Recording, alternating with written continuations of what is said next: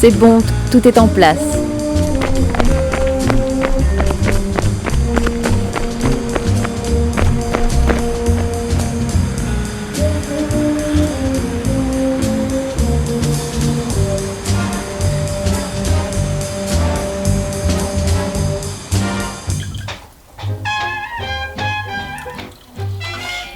Être déterministe, ça veut pas dire que tu n'as pas les moyens d'action. Tu as les moyens d'action qui sont à ta disposition intellectuelle, matérielle et physique.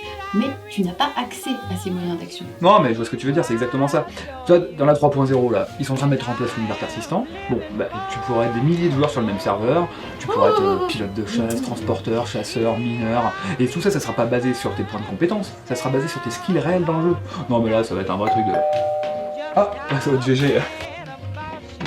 Ouais, bah, monte, c'est au 3ème.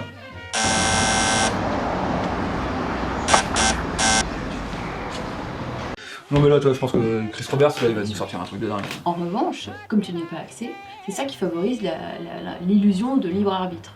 Et cette illusion, elle est nécessaire et salutaire. Non mais c'est sûr. Non mais en plus, le HUD, hyper immersif, l'IA, super développé. Nécessaire et salutaire, sans quoi c'est effectivement une excuse au laisser-aller défaitiste et apathique. Bon, de toute façon, c'est sûr que dans 10 ans, quand le jeu sort, je me fais un bon PC de gamer, quoi. Ah bah attends, je vais ouvrir. Bonjour, vous avez déjà entendu parler du Seigneur? On en tient un. Depuis le temps qu'on attendait.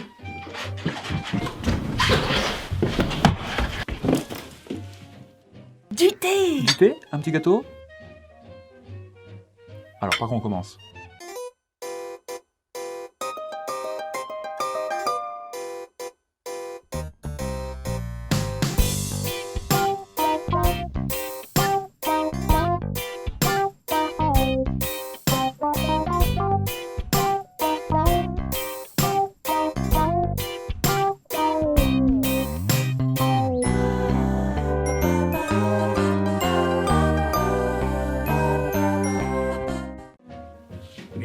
Par la Sainte Barbe de Jéhovah, qu'est-ce qui se passe ici? Je ne comprends pas. Pourquoi vous m'avez laissé entrer chez vous? D'habitude, je n'arrive même pas à terminer ma première phrase. Eh bien, cher ami, laissez-moi vous expliquer. Voyez-vous, ma farfouine et moi-même entrepris dans cette belle année 2017 d'examiner en détail cette bonne vieille Bible afin de réaliser une série d'épisodes youtubesques qui rendraient accessible au plus grand nombre son contenu. Mais surtout et avant tout d'essayer de comprendre les raisons et les méandres de la rédaction de ce texte si long et si dur.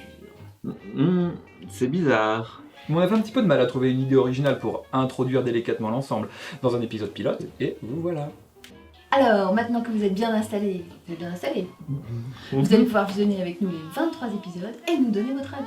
Et pourquoi pas reprendre depuis le début les 1200 pages de Bible de Jérusalem. Alors oui, effectivement, quelle drôle d'idée de dédier une chaîne YouTube au détricotage de la Bible, et qui s'appelle La Boule athée. Des athées qui s'intéressent à la Bible, vous trouvez ça curieux? Eh bien non, c'est pas si chelou, c'est même grave intéressant. Comprendre la rédaction de ces textes nécessite de se plonger dans le contexte historique et géopolitique d'une vaste période que bien peu de gens connaissent. Qui a écrit ce texte? Pour quelle raison? Et c'est qui ce Moïse? Ton informateur? Un nom de code? Je peux te dire que t'as intérêt à coucher plus vite que ça. On pense souvent que la Bible, c'est forcément un truc de croyant. Que tout ça, c'est des récits imaginaires, que, après tout, si certains veulent bien y croire. Mais c'est un petit peu plus subtil que ça, car à travers ce texte, Qui est tout de même commun aux 3 grandes religions monothéistes actuelles. on plonge dans l'histoire du croissant fertile, du Levant, de l'Égypte, et ça sur plusieurs millénaires. Bien sûr, une grande partie des récits composant l'Ancien Testament reprend des légendes bien connues de ces époques. Mais en filigrane, c'est la vie de milliers d'hommes et de femmes qui se révèle à nous. La Bible n'est pas un livre d'histoire. Plus personne n'oserait le prétendre aujourd'hui. Par contre, c'est un témoignage historique, et c'est sur cette piste que nous souhaitons vous emmener. Encore un peu de thé? Bon, entrons dans le vif du sujet. Que ferons-nous dans ces épisodes? À quelles questions va-t-on répondre? Bien, qui a écrit la Bible? Quelle est la part d'histoire et quelle est la part de mythe? Qui étaient les dieux des Hébreux? Yahvé avait-il une femme? Des enfants? De quelle cervelle est sortie l'idée du monothéisme? Pour y répondre, on va parler des Sumériens, des Akkadiens, des Égyptiens, des Assyriens, des Babyloniens, de leurs dieux, de leurs conquêtes, et tout ça sur une période de 3000 ans. C'est le minimum pour comprendre la Bible. On va partir très large et remonter très loin dans le temps, pour se concentrer enfin sur cette petite partie du Levant du premier millénaire qui verra naître la Bible. Et vous verrez, c'est passionnant. Pour répondre à ces questions, nous nous appuierons sur les travaux d'archéologues, d'exégètes et de scientifiques comme Israël Finkelstein, Thomas Romer, une énorme source d'inspiration et de compréhension. Le judaïsme, ce qui va devenir le judaïsme, il va s'inspirer en fait de beaucoup d'autres religions, des religions des Assyriens, des Égyptiens, etc., qui va intégrer donc un certain nombre de ces héritages-là.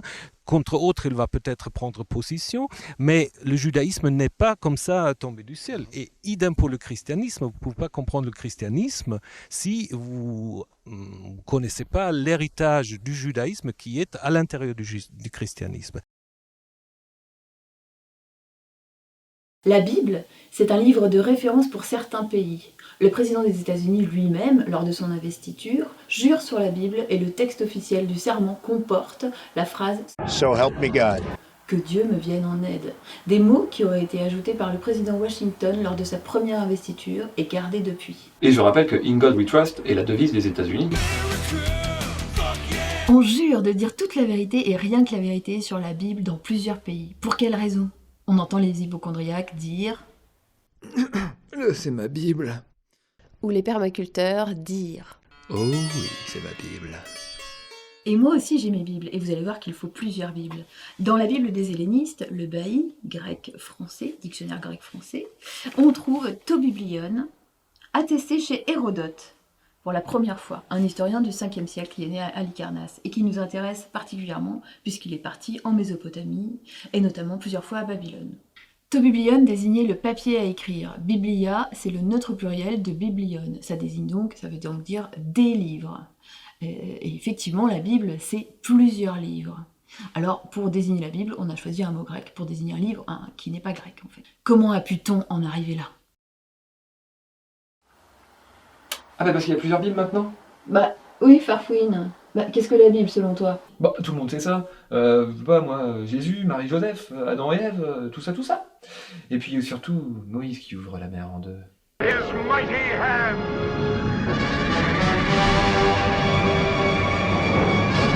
Ok, bon, on va reprendre depuis le début. Apparemment, tu mélanges l'Ancien et le Nouveau Testament. Dans l'Ancien Testament, tu trouves la création en 7 jours. Adam, Ève, Abraham, Moïse. Dans le Nouveau Testament, tu trouves Jésus. Nous n'allons parler que de l'Ancien Testament pour le moment. Ce qu'il faut que tu comprennes, c'est que cet Ancien Testament a été écrit au 1er millénaire avant Jésus-Christ. Donc Jésus, comment te dire, il n'y a pas grand-chose à faire ici.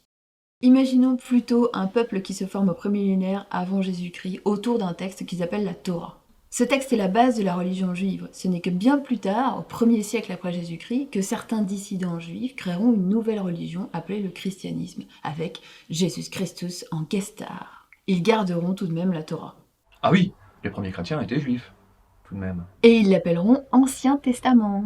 La Bible de ces chrétiens tout frais tout neuf comporte l'Ancien Testament, qui correspond à la Torah, et le Nouveau Testament, c'est-à-dire les histoires, les aventures de Dieu et du petit Jésus. C'est un peu la version 2.0 de la Bible, quoi. Si tu veux. Et nous, on va se concentrer sur la version 1.0 de la Bible. D'abord, malgré son nom, ce n'est pas un livre en grec, c'est un livre en hébreu.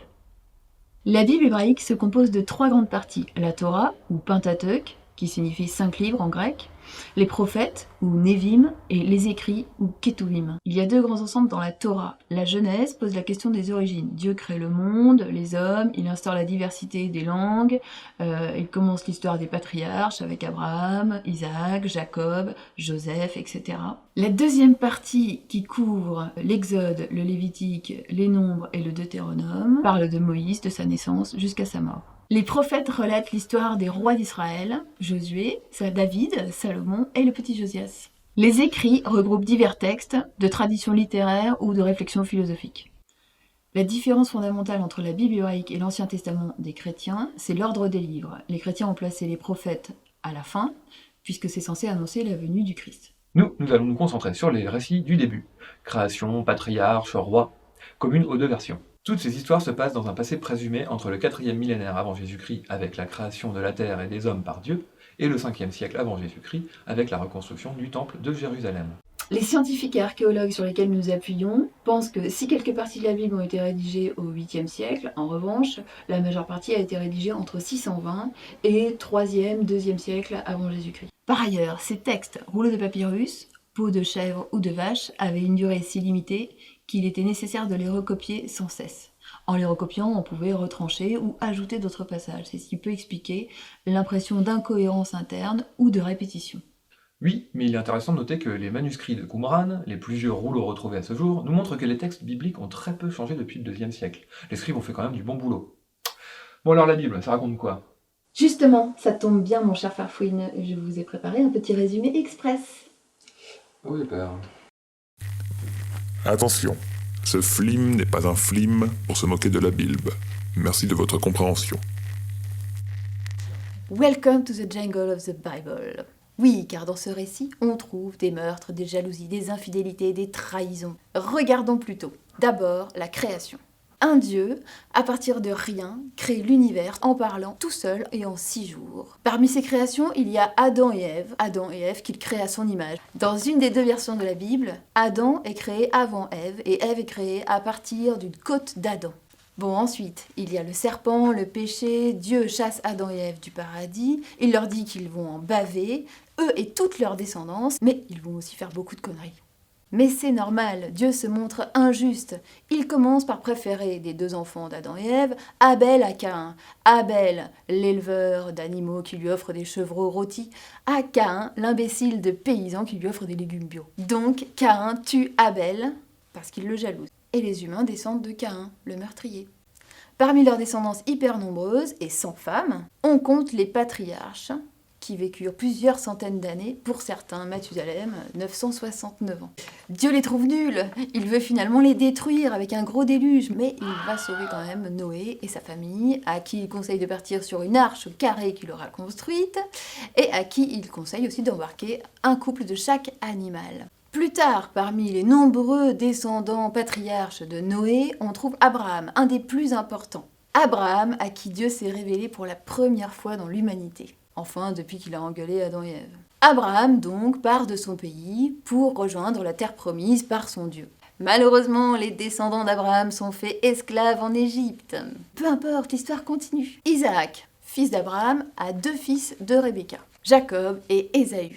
Il se trouve que Rebecca préfère Jacob, tandis que Abraham préfère Ésaü. Encore des histoires de préférence qui vont causer des jalousies et des malheurs. Rebecca encourage son fils Jacob à demander sa bénédiction à son père. Pour cela, Jacob se fait passer pour son frère Ésaü. Jacob est un usurpateur. Après avoir volé la bénédiction de son père, il part en bon nomade avec son troupeau.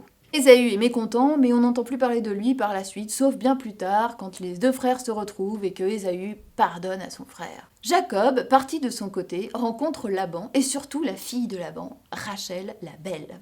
Pour obtenir sa main, il doit travailler 7 ans auprès de Laban. Mais le jour des noces, Laban se fourbe, lui file la sœur aînée, Léa la moche. Et Jacob ne se rend compte qu'après la nuit de noces. Furieux au réveil, il obtient quand même de Laban la main de Rachel au bout de 7 ans supplémentaires de travaux. Bon, pour info, Isaac meurt après de 200 ans, donc il avait le temps. Doté de 2 femmes, il part en bon nomade avec son troupeau. Il se tape quand même Léa la moche, dont il a 4 fils. Rachel la belle ne tombe pas enceinte, alors elle lui prête sa servante, dont il a 2 fils. Après tout, c'est pareil. Léa, pour emmerder sa sœur, lui file aussi sa servante, dont il a quelques enfants. Finalement, Rachel lui donne aussi 2 fils, dont Joseph qui sera son préféré. Au final, des 4 femmes, Jacob a au moins 12 fils et quelques filles dont on ne connaît pas le nom. Comme il n'en pouvait plus d'entendre papa, papa, papa toute la journée, il décide de se faire appeler Israël. Donc, si on résume, c'est un usurpateur qui a 4 femmes et 8000 gamins qui prend le nom d'Israël. Ces enfants, nés de la tromperie de Laban, de la jalousie légitime des 2 sœurs et de l'esclavage forcé des 2 servantes, sont ce qu'on appelle les 12 tribus d'Israël. Ils sont des assassins et des jaloux. Ils vont massacrer des villages sur leur passage et ils jalousent Joseph, le fils préféré de Jacob, et le vendent en Égypte. Bref, c'est pas fini. L'un des enfants de Jacob, Judas, fait 2 jumeaux à Tamar, sa belle-fille, qui s'était fait passer pour une prostituée pour l'occasion. Et bien, c'est de ces 2 jumeaux que descendent David, le roi David, Salomon, le roi célèbre, et même Jésus, bien plus tard. Et Moïse, on n'a pas parlé de Moïse. C'est aussi dans l'Ancien Testament qu'on rencontre Moïse, la mer écartée, les 10 commandements, les 7 plaies d'Égypte, etc. Moïse, à qui Dieu s'est révélé pour la première fois dans l'humanité. Mais c'était pas Abraham? Bon, apparemment les auteurs ne se souvenaient plus de ce qu'ils avaient écrit juste avant. Bref, la suite et jusqu'à la fin, c'est l'histoire des rois d'Israël, auxquels il arrive toutes sortes de mésaventures, et c'est bien normal, vu comment ça avait commencé.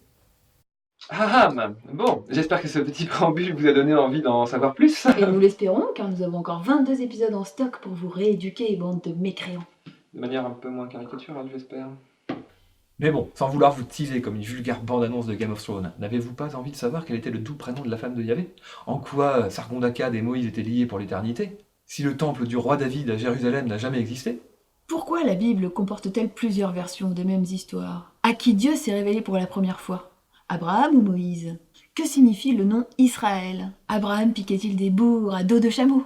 Mais vous le saurez, mes amis, car nous vous donnons rendez-vous au prochain show.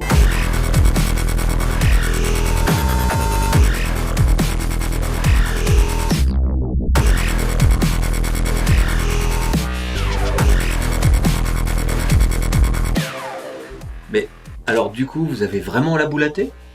Athée, agnostique, on pourrait se définir comme ça. Mais bon, pour plus de précision, on va vous renvoyer à l'excellente vidéo d'hygiène mentale ici. Certes, on ne peut pas prouver que Dieu n'existe pas, mais c'est pas le but de notre chaîne. Le but de notre chaîne, c'est de montrer comment et pourquoi ce Dieu-là a été inventé.